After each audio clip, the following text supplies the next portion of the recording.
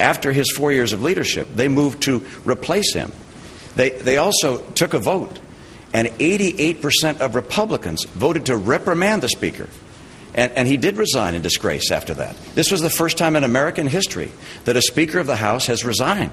Don't forget, at the end of the Speaker's term as Speaker, his approval rating was down to 18%.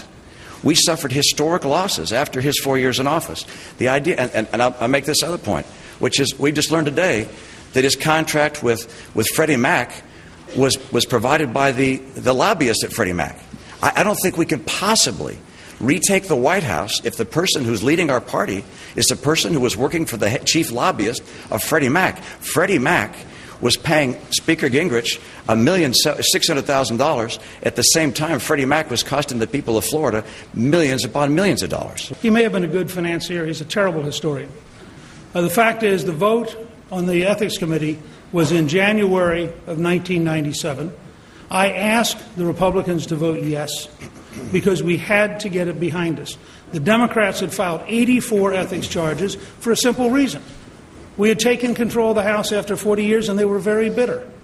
And the fact is, on every single ethics charge of substance that was dismissed in the end, the only thing we did wrong is we had one lawyer written one letter, and the one letter was in error. I didn't pay a fine. I paid the cost of going through the process of determining it was wrong.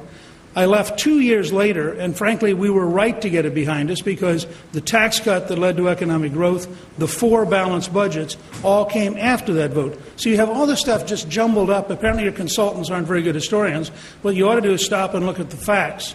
And the fact is, we won the House for the 3rd time in 1998, but the margin wasn't big enough.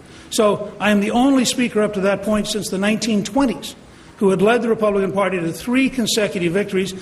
By the way, in 2006, when you chaired the Governors Association, we lost governorships, and in the 4 years that you were governor, we lost seats in the Massachusetts legislature. So I think as a party builder, the 20 years I spent building the House Republican Party stands pretty good as an example of leadership.